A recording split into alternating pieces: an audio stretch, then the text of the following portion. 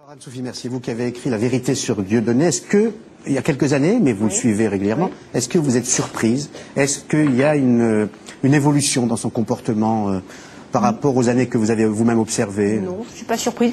Il n'y a pas une évolution, il y a un déroulé logique qui est que Dieudonné a un public auquel il donne des choses, il leur jette ce qu'on peut appeler des tabous, et donc il faut aller toujours plus loin. Donc là, en effet, Dieudonné, il est dans sa phase ascendante, mais maintenant, il ne peut plus s'arrêter. C'est la raison pour laquelle je suis tout à fait d'accord avec les deux intervenants précédents. Il ne faut pas le laisser se présenter aux élections européennes parce qu'il ne s'arrêtera pas. Je souhaitais rappeler sur ce plateau quelque chose qui a été, je crois, assez souvent oublié. C'est que Dieudonné s'est présenté en 2004 aux européennes sur une liste qui s'appelait Euro-Palestine. Son but était simple, c'était de faire entrer dans le débat européen la question de la Palestine et d'Israël. Je voulais juste rappeler que dans le courant de cette campagne, qui a dérivé vers beaucoup de violence, il y a eu des meetings où des personnalités juives françaises ont été huées. Dominique Strauss-Kahn, Julien Drey ont été hués sur scène. Alors, il s'agissait pas d'Ariel Sharon, parce qu'à chaque fois, Dieudonné, il joue sur les mots. Il dit, moi, mon problème, c'est le sionisme, c'est la politique d'Israël envers la Palestine. C'est pas Ariel Sharon qui était hué, c'était Dominique Strauss-Kahn, c'était Julien Drey. Donc, à chaque fois, et en plus, il y a cette habileté de Dieudonné, enfin, pseudo-habileté qui consiste à dire, je vous parle du sionisme, moi, je parle pas des juifs. Le sionisme, c'est le débat d'idées. On a bien le droit, après tout. Dans mon livre, je rappelle que Dieudonné s'est exprimé et il a même écrit, noir sur blanc, il a dit, moi, juif, je dis plus juif, parce que juif, j'ai des ennuis. Je dis sioniste, comme ça, je n'ai pas de problème, je peux me glisser où je veux, je peux aller très loin. Donc là, c'est pour ça que là, on n'a plus de moyens de le tenir, de le saisir, il faut interdire, parce qu'on ne sait pas jusqu'où ça peut aller. Oui, alors, je suis complètement d'accord avec Anne-Sophie Mercier.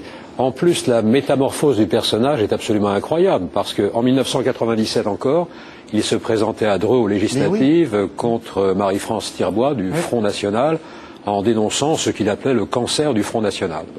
Depuis 2005, il s'est rapproché complètement de l'extrême droite et des négationnistes.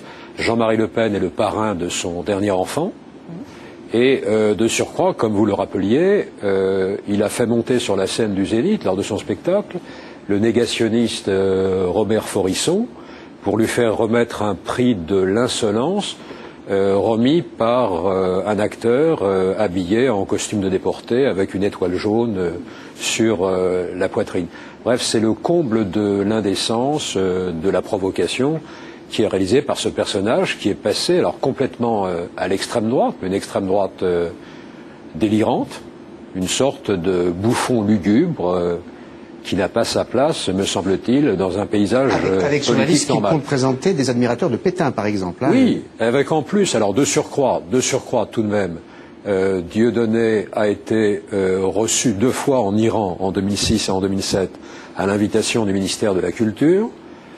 Sur sa liste, l'un des personnages les plus importants est quelqu'un qui est président de la Fédération chiite de France et qui a des contacts très étroits avec l'Iran. Alors je dis l'Iran parce que on sait que le président iranien est un spécialiste lui aussi du négationnisme tel que le pratique Robert Forisson par exemple. Mais je crois que ce qui est très grave, c'est que justement on en vient à parler avec... C'est pour ça qu'il ne faut pas qu'il soit candidat, je dirais, à ces élections. Si on peut faire quelque chose pour l'empêcher, je crois que c'est très bien. Parce que arrive, du coup, un certain nombre de débats qui, plutôt que de mettre de l'huile dans les engrenages, mettre de l'huile sur le feu, sur des sensibilités parfois communautaristes dans notre pays, je crois que c'est vraiment pas utile. C'est même dangereux.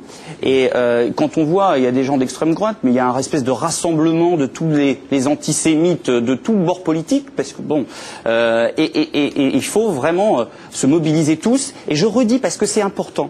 Je crois qu'on ne doit pas faiblir et on doit être très ferme et surtout pas imaginer ou laisser dire qu'il y aurait dans la bouche de ceux qui dénoncent ça des arrière-pensées électorales. Je crois que c'est vraiment très fondamental.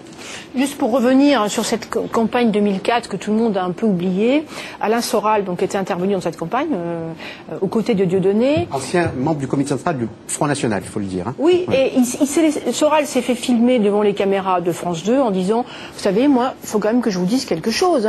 Les Juifs, dès qu'ils arrivent quelque part, au bout de quelques temps, plus personne personne peut les blairer. Moi, je vous le dis, c'est comme ça. Hein, je remarque juste ça. Et vous voyez Dieudonné à côté, qui trouvait ça quand même très amusant. On voit bien ce que cette campagne a été. Elle a marqué les esprits de ceux qui l'ont suivi. On imagine ce que ça peut être 5 ans plus tard, avec un Dieudonné qui s'est encore considérablement radicalisé. Alors, vous qui l'avez très bien observé, il y a quand même un mystère. Voilà un garçon qui a fait rire de très nombreux Français avec Elie Semoun. Logique, puisqu'il a un vrai talent. Hein. Et qui aujourd'hui a l'attitude que l'on voit. Voilà un garçon qui a lutté contre l'extrême droite et qui aujourd'hui demande à Jean-Marie Le Pen d'être le parent de son enfant. C'est pour ça que je parle de mystère, parce qu'on donne souvent la parole à des hommes politiques, à des politologues, à des journalistes avisés. Mais est-ce que, pardon, mais on ne devrait pas donner la parole à un psychiatre? Est-ce que ce garçon n'est pas un petit peu dérangé? Tout simplement. Parce que politiquement, il n'est pas structuré du tout. Pas du tout. Donc est-ce qu'il n'y a pas un problème, au fond, d'équilibre mental? Je vais vous répondre, parce que moi, dans mon livre, je suis partie d'un point de départ politique. Je me suis dit, c'est un politique, je le traite comme tel.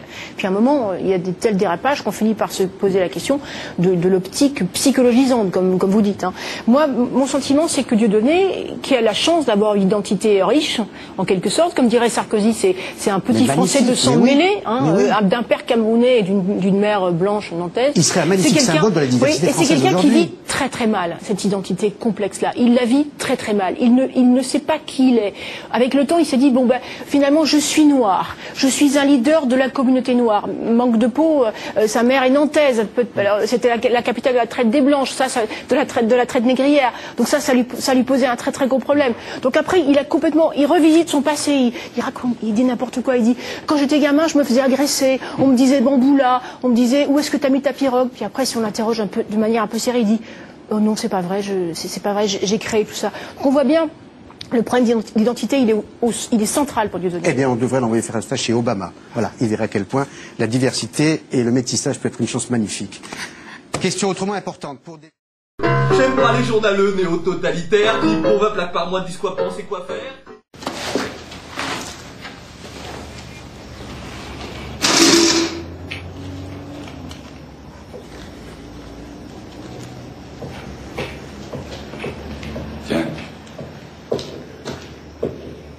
Le directeur avait raison.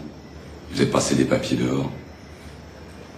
Fumier. Alors, je proteste solennellement. Ben voyons, je réclame mon élargissement afin de pouvoir participer en tant que délégué du MNC aux travaux de la table ronde à Bruxelles. Pour qui ça se passe, macaque? Tu crois qu'on est assez couillon pour te laisser sortir dehors?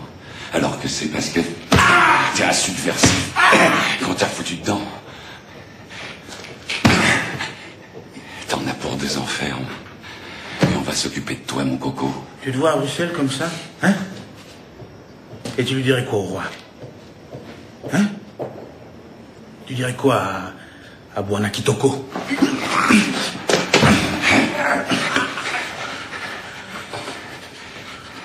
Ah, il veut être ministre. Ils veulent tous être ministres. Tu veux des décorations? On va te décorer, tu vas voir. Tu veux qu'on t'appelle Excellence, hein? C'est ça? Macaque. Tu veux qu'on t'appelle Excellence? C'est ça?